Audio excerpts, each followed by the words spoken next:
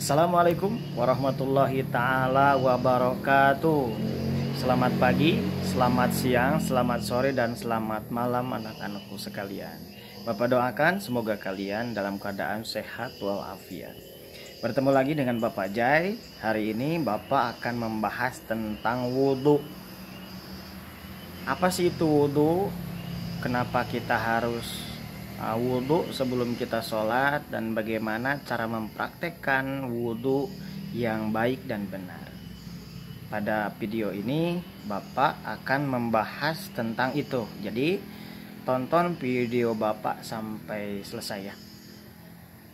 Wudhu merupakan salah satu bentuk bersuci menggunakan air untuk menghilangkan hadas kecil.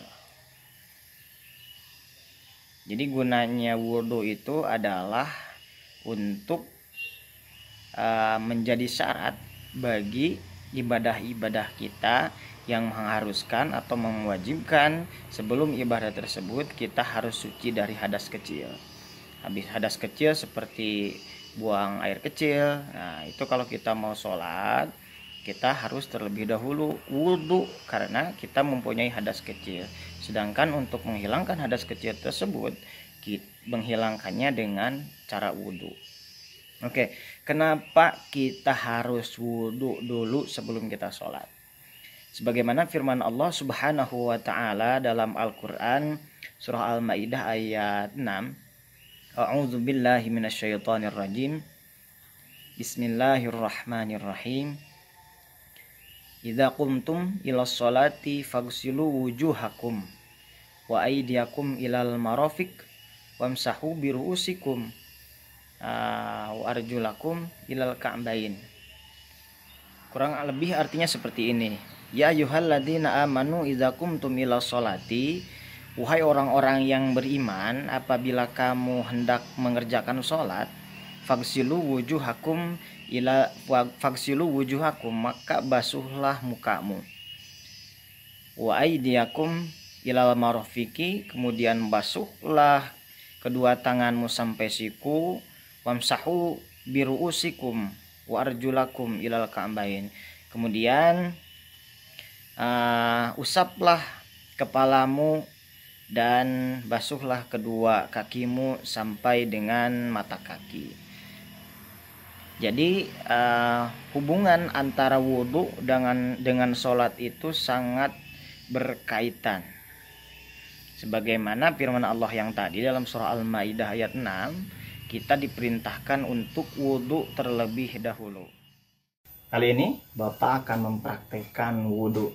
Sengaja Bapak ambil videonya di sini. Kita bisa lihat di sini ada dua tempat.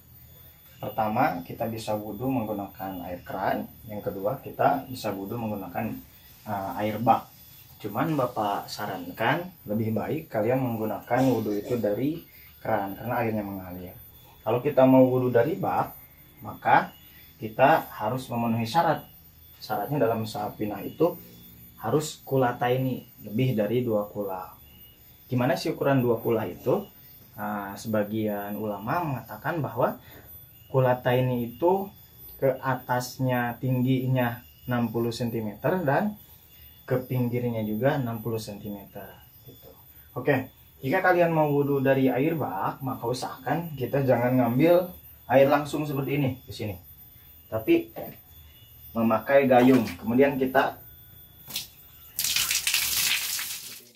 Oke, anak-anakku sekalian, sebelum kita ke praktek wudhu, alangkah lebih baiknya kita tahu dulu sunnah-sunnah wudhu. Di antara sunnah wudhu itu yang pertama kita mengucapkan basmalah, Bismillahirrahmanirrahim.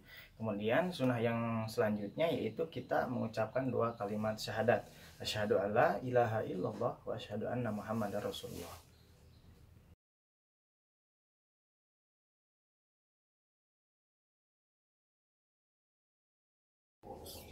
Kemudian sunnah yang selanjutnya itu kumur-kumur. Kemudian sunnah selanjutnya itu menghirup air ke dalam lubang hidung. Praktekkan wudhu ya. Yang pertama, wudhu itu kita harus niat. niat wudu, nawaitul wudu'a li raf'il hadasil asghari fardhu lillahi ta'ala. Nah, untuk mempraktekkan niat itu, kalau di dalam kitab Safinatun Najah itu dikatakan bahwa inda ghusli awali juz'in minal wajhi, ketika kita membasuh muka kita. Jadi kita ambil wudu itu, nah niat di sini nawaitul wudu'a li raf'il hadasil asghari fardhu lillahi ta'ala, ataupun di dalam hati aku berniat wudu untuk menghilangkan hadas kecil. Praktek wudu yang kedua yaitu kita membasuh wajah kita ya. Kita ambil air wudu, kemudian kita buang, biarkan airnya mengalir, jangan digosok-gosok ya, biarkan aja airnya mengalir. Seperti ini, sunahnya kita ambil 3 kali. Nah, usahakan air yang mengalir dari wajah kita itu jangan sampai kena ke sini airnya, jangan sampai mengalir lagi ke yang kita ambil. Kenapa? Karena airnya nanti bisa jadi mustakmal. Basuh wajah ini mimana biti sya'ri, dari sini nih, dari tempat tumbuhnya rambut, kemudian ke bawah bila dakoni sampai dagu, kemudian kalau pinggirnya dari pinggir telinga sini sampai telinga sebelah sini. Jadi semuanya harus terbasuh oleh air. Bagaimana kalau kayak seperti bapak ini, ada jenggotnya, ada kumisnya, kalau tebal nanti harus seperti ini ya, nanti di gini biar airnya kena ke kulit. Nah, yang ketiga kita membasuh kedua tangan sampai siku ya. Sampai seperti ini. Lihat, itu ya, biarkan airnya mengalir seperti ini.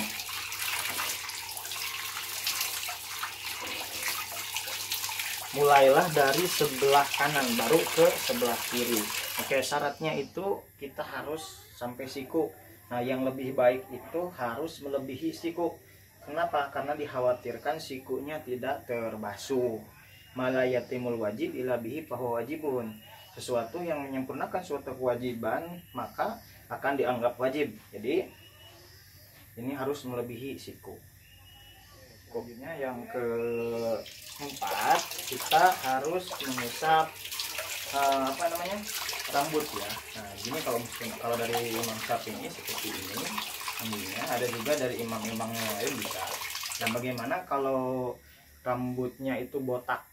Ada ya yang botak kan seperti ini di sini. Terus dari mana kita membasuhnya? Membasuhnya itu dari kebiasaan aja. Kebiasaannya dari mana tumbuh rambut? Nah, dari sana. Kan mungkin kebiasaan kalau kita kan di sini. Seperti itu. Oke, selanjutnya yang keempat udah ya. Kemudian yang kelima yaitu membasuh kedua kaki kita. Adapun telinga itu termasuk ke dalam sunnah ya. Yang wajibnya itu kaki ya, sampai mata kaki. Nah, kita sunnahnya dulu yaitu membasuh telinga satu-satu ya, dari mulai yang ini kanan, di sini gini, seterusnya. Nah, ini sini juga. Oke, kita membasuh kedua kaki kita ya. Ingat, yang pertama dahulukan harus kaki kanan terlebih dahulu. Nah, jangan lupa sela-sela kakinya takutnya tidak terkena air. Kanan dulu, nanti kita bahas doanya ya. Nanti setelah kiri.